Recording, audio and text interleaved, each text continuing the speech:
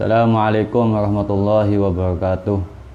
Bismillahirrahmanirrahim. Alhamdulillahirabbil alamin wa bihi nasta'in ala umuri dunya waddin wassalatu wassalamu ala asyrofil anbiya wal mursalin sayyidina wa maulana Muhammadin wa ala alihi washabihi ajmain. Subhanaka la ilma lana illa ma 'allamtana innaka antal alimul hakim. Rabbi shrah li sadri wa yassir li amri wa hlul 'uqdatam min lisani yafqahu qawli. Amma ba'd. Alhamdulillah kita masih diberi kesempatan oleh Allah Subhanahu wa taala untuk masih bisa bertatap muka lewat jaringan internet, lewat Facebook Peduli Indramayu. Semoga yang kita lihat, yang kita dengarkan di siang ini Allah mencatatnya sebagai amal kebaikan. Amin amin ya Allah ya rabbal alamin. Mari kita sama-sama memberikan hadiatul Fatihah kepada muallif kitab Wasiatul Mustafa, yaitu Syekh Sayyidi Abdul Wahab Asy'arani. Ila hadratin Nabil Mustafa Sayyidina wa Maulana Muhammadin sallallahu alaihi wasallam wa ala alihi wa sahbihi wa azwajihi wa dzurriyyatihi wa ahli baitil kiram ajmain. Summa ila hadratin qutbi rabbani wal qasis samadani Sayyidi Syekh Abdul Qadir Jilani wa Sayyidi Syekh Hajan al-Baghdadi wa Sayyidi Syekh Abul Hasan Asy'adili wa mutaqabbati radhiyallahu anhum wa jami' awliyati sadat jawiyah khususan dan rahmat sunan ampel dan Sayyid Sunan Kalijaga dan Syekh Hidayatullah Sunan Gunung Jati wa jami' awliya wal ulama alladhina balaguddin fi baladi Indramayu wa jami'i muassisin jam'iyati Nahdlatul Ulama khususan Mbah Masyari, Mbah Bisri Samsuri, Mbah wa bahasbullah Mbah Gustar wa khususan ila hadrati jamil awliya wal ulama il kaliwung wal rubai khususan bahasa guru Mbah Mustafa, Mbah Mustafa, Mbah Irfan bin Musa, Mbah Ahmad Riyad bin Abdullah, Mbah Sinun Sunan Khatang, Mbah Syahridwan dari Ridwan wa khususan ila hadrati jami'i murabbi ruhina khususan muallif kitab Wasiatul Mustafa Sayyidi Abdul Wahab Asy'arani wa jami' arwahi abaina wa ummahatina ajdadina jaddatina wa mamina wa ummatina khalin khalatina wa jami'ul mu'minin wa mu'minat muslimin wal muslimat al ahya amad masyaridi wa muqarribiha bagha bahriha yamina ila shimaliha syai'lillahi ta'ala lahumul fatihah. A'udzu billahi minasy syaithanir rajim. Bismillahirrahmanirrahim. Alhamdulillahi rabbil alamin arrahmanir rahim maliki yaumiddin.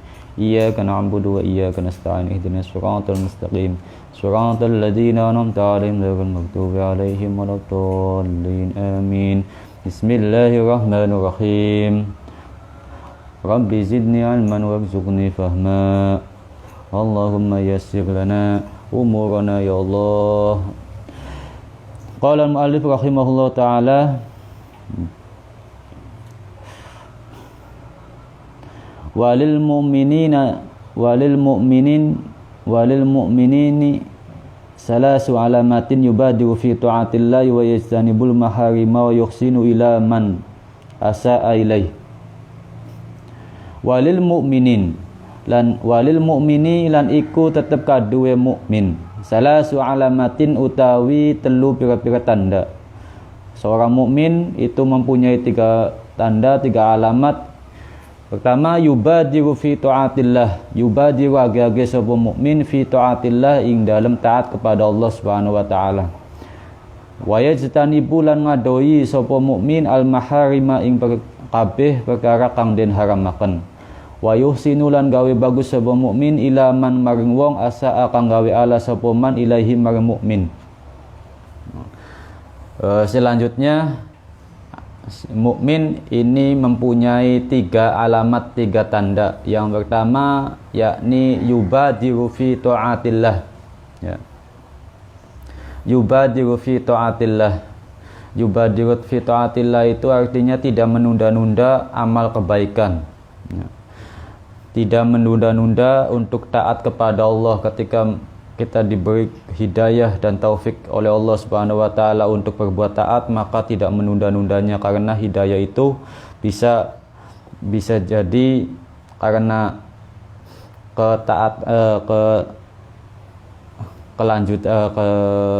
kecepatan kita dalam beramal, atau kita selalu mencari-carinya dengan cara selalu beramal, ya. Hidayah itu bisa bisa hilang manakala kita dengan sengaja untuk menunda-nunda amal taat. Maka seorang mukmin itu mempunyai tanda yang pertama, yubadiru fi taatillah, ya. Selalu ingin mempercepat apapun yang kaitannya dengan taat kepada Allah Subhanahu wa taala. Dalam hal sholat tidak pernah melakukannya di luar waktunya seperti itu. Begitu juga puasa, tidak mau menggampangkan puasa dalam arti udah mendingan nanti qadha aja, tidak seperti itu. Wa yastanibu, dan yang kedua tanda seorang mukmin yakni berusaha selalu menjauhi hal-hal yang diharamkan oleh Allah Subhanahu wa taala. Apapun yang diharamkan oleh Allah taala ini selalu dia jauhi. Wa yuhsinu ila man asaa ilaih. Yang ketiga mungkin ini berat ya bagi umumnya, yakni yuhsinu ila man asaa ilaihi, berbuat baik kepada orang yang telah berbuat jahat kepada kita. Berbuat baik kepada orang yang berbuat jahat kepada kita. Biasanya kita itu sifatnya sifat otomatis ya, menyimpan rasa dendam itu ya. Kalau kita dibikin jengkel oleh orang lain, dibikin nafsu oleh orang lain, biasanya langsung otomatis menyimpan rasa dendam ya. Tapi kalau orang mukmin, walaupun rasa dendam itu ada, tapi dia tidak mengerjakannya, dalam arti tidak meluluskan dendamnya ya. Tuh, seperti itu. Yang ketiga ini mungkin tanda yang jarang dilihat ya. Tanda jarang dilihat di umumnya karena sulit ya. Yaitu berbuat baik kepada orang yang berbuat jahat kepada kita. Ya Aliyu, hei Ali, walis sakhiyi, lan iku tetep kadue wong kang loman, wong kang dermawan. Salasu alamatin utawi telu pira-pira tanda, utawi telu pira-pira alamat. Yang pertama al-afwu. Al-afwu ngapura, maafna ingdal makdurati, ingdal makdaroti, ing dalem nalikane mampu bales. Wa ikhraju zakati, lan ngetwaraken zakat, wa hubbus shadaqati, lan demen sedekah. Orang dermawan mempunyai 3 tanda. Yang pertama al-afu indal maqdarah, yaitu memaafkan walaupun dirinya mampu untuk melawan ya. Seseorang memukul kita, kitanya mampu untuk memukul lagi, tapi kita tidak memukulnya, berarti kita itu termasuk orang yang sakhi ya, orang yang dermawan. Bukan berarti maafkan karena tidak mampu ya, itu mah beda lagi. Kalau ini memaafkan ketika dirinya mampu untuk membalas. Kalau mampu membalas ya biasanya membalas, tapi karena ini orang mempunyai hati yang lobo ya, hati yang legowo. Orang dermawan itu bukan berarti orang yang punya harta terus sering sedekah aja, tidak. Orang yang lapang dada itu termasuk orang yang dermawan. Yakni apa dermawan dalam hal pahala, dalam hal kebaikan. Wa ikhraju zakati, dan yang kedua yakni mengeluarkan zakat. Mengeluarkan zakat di sini mungkin bagi umumnya berat juga ya, apalagi yang hartanya baru mengumpulkan, atau orangnya kalau dunia tani itu sawahnya panennya hanya 1 kali, biasanya sulit banget untuk mengeluarkan zakat. Orang yang jualan juga sama, ketika memenuhi nisab ya maka harus mengeluarkan zakat. Nah, kalau orang dermawan dalam keadaan sulit bagaimanapun, dalam keadaan sedikit bagaimanapun, tetap dia mau mengeluarkan zakatnya. Nah, itu tanda dari orang yang dermawan. Dan yang ketiga, yakni ini tanda biasanya keumuman, ya. Keumuman seseorang itu dia dikatakan dermawan, yakni cinta sodakoh, ya. Cinta sodakoh, senang mengeluarkan apapun untuk membantu yang lainnya, ya. Artinya apa? Setiap harinya dia itu selalu mengeluarkan apapun yang dimilikinya untuk orang lain. Namanya orang dermawan seperti itu. Sehari saja tidak mengeluarkan apa yang dia punya untuk orang lain, dia merasa ada sesuatu yang kurang. Ini tandanya biasanya orang dermawan itu seperti itu. Dan tidak pernah ada rasa untuk dibalas. Kalau orang yang ngasih untuk minta dibalas itu tidak termasuk orang yang sakhi, orang yang dermawan. Itu biasanya orang yang pamrih, ya, ingin balas budi. Ya Aliyu, he Ali, walil halimi salasu alamatin. Ya Ali, he Ali, walil halimi, lan iku tetep kadue wong kang wicaksono, wong kang aris, wong kang gampang maafaken, salasu alamatin utawi telu pira-pira tanda. Yang pertama, yasilu nyambung sapa halim man ing wong qata'a kang mutus silaturahmi sapa man hu ing halim. Wayuti lan ngawehi sapa ngupahi sapa halim man ing wong harama kang orang ngupahi sapa man hu ing halim. Wayafu lan maafaken sapa halim aman saking wong dolama kang nganiaya sapa man hu ing halim. Ini tanda orang itu mempunyai sifat bijaksana, sifat lembut hatinya, halimnya. Artinya arti halim itu tidak gampang membalas, ya, gampang memaafkan. Allahu ghafurun halim, ya. Allah mempunyai sifat pengapura, banyak memaafkan, dan juga banyak halim.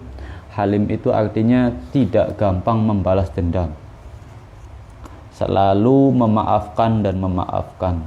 Nah, ini seseorang bisa dikatakan mempunyai derajat halim manakala mempunyai 3 alamat. Yang pertama, yasilu man qata'ahu.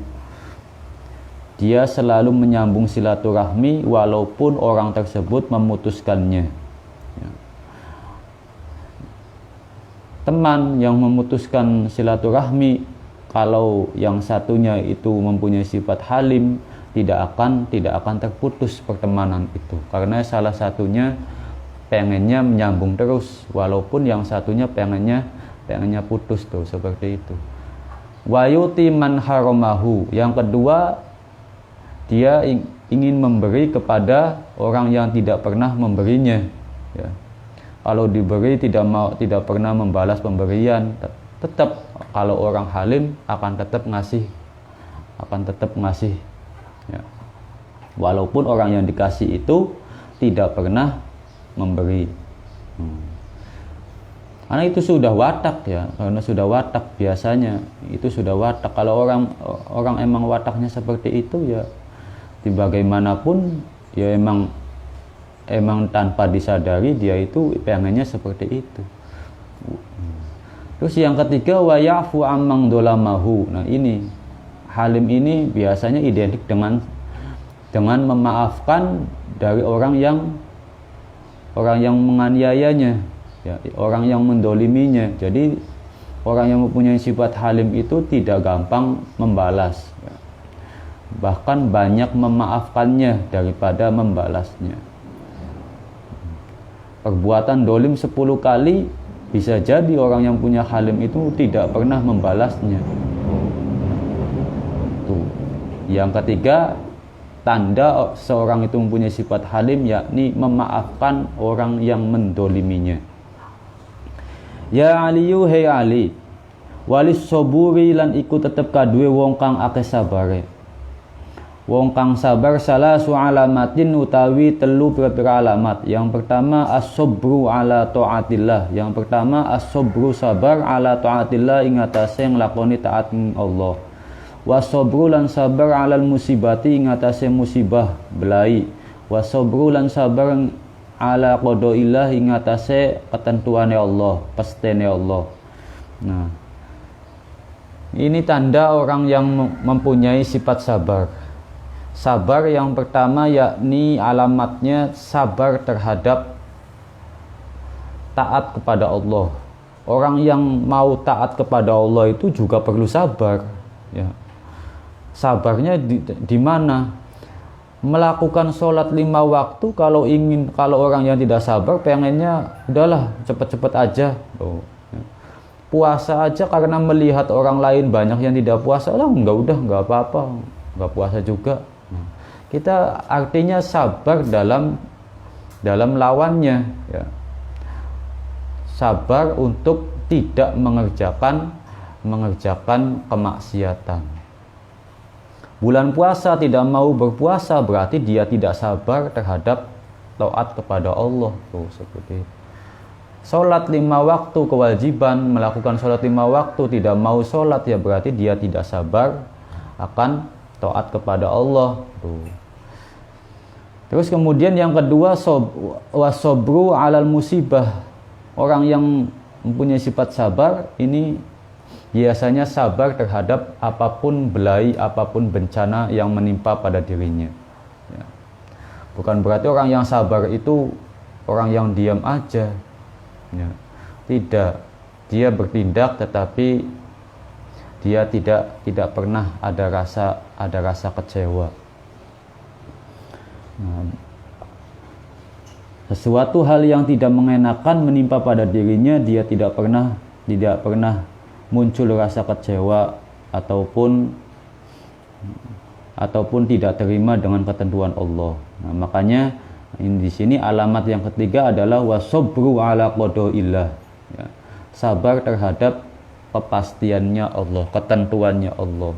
Kita itu lahir di dunia ini sudah ada ketentuannya pas waktu lagi dulu di zaman ajali, ya. Nahnu qasamna, tuh seperti itu.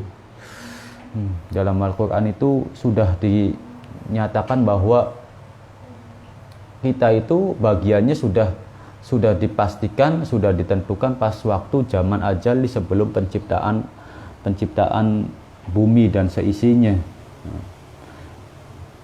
Memperoleh rizki setiap harinya segini-segini, nanti akan sukses pada umur segini, itu sudah ada semua. Nanti meninggalnya karena sebab apa, hari apa, akan dikubur di mana, itu sudah ada semua. Nah, ya. Orang yang sabar itu seperti itu. Pada hakikatnya dia menerima akan kepastian Allah, ketentuan Allah, dia akan terima. Nah, itu orang yang sabar.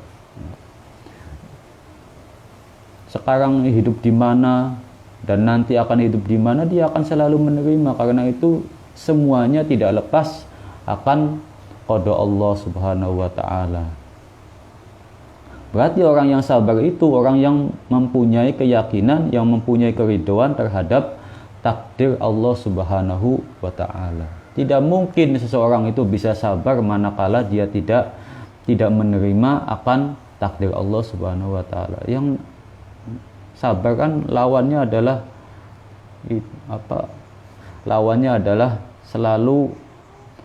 selalu muncul rasa kecewa. Dalam bahasa Jawanya itu ngarsula, artinya nglendeng lah wong dermayu. Ya Aliyu walid ta'ibi salasu alamatin. Ya Aliyu he Ali walid ta'ibi lan iku tetep kadue wong kang taubat salasu alamatin. Orang yang bertaubat ini mempunyai 3 alamat.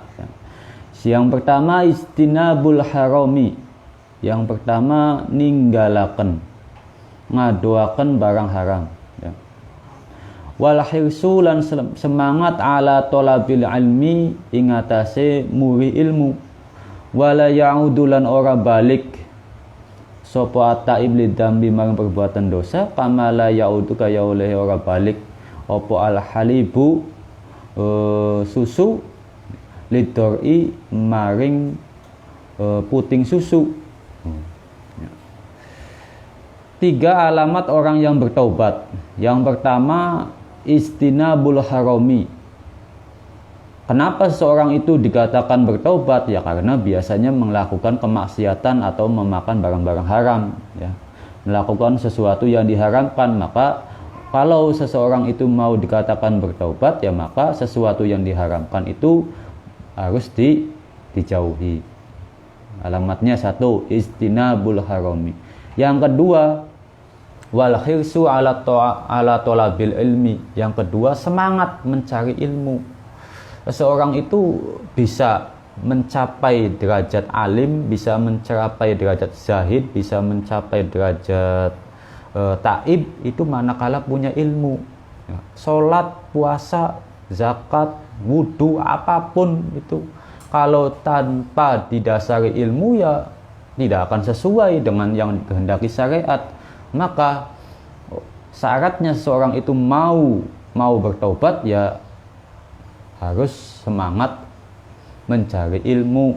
Tidak boleh setelah taubat terus kemudian tidak mau mengikuti pengajian, tidak mau ngaji Al-Quran ataupun ngaji ilmu fikih, tidak bisa, karena nantinya akan kembali lagi.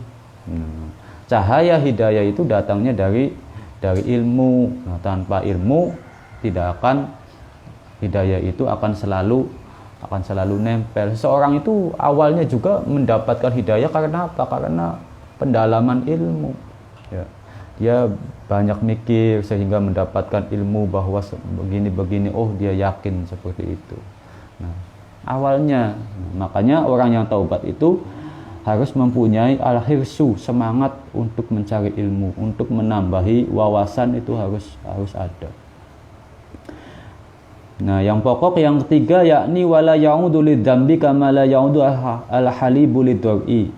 Dia harus bertekad tidak mengulangi perbuatan dosa lagi, seperti halnya susu tidak kembali kepada puting susu. Susu yang sudah keluar tidak akan mungkin masuk ke puting susu lagi. Nah, seperti itu. Seharusnya seperti itu orang yang mau taubat. Dikatakan taubatan nasuha manakala dia meninggalkan perbuatan dosa, perbuatan maksiat, tublas meninggalkan, tidak pernah mengulanginya lagi. Sampai-sampai diibaratkan seperti halnya susu yang keluar tidak bisa masuk kembali lagi ke puting susu. Seperti itu, ya. Mungkin hanya itu yang bisa kami sampaikan pada kesempatan ini. Wal'afu minkum. Assalamualaikum warahmatullahi wabarakatuh.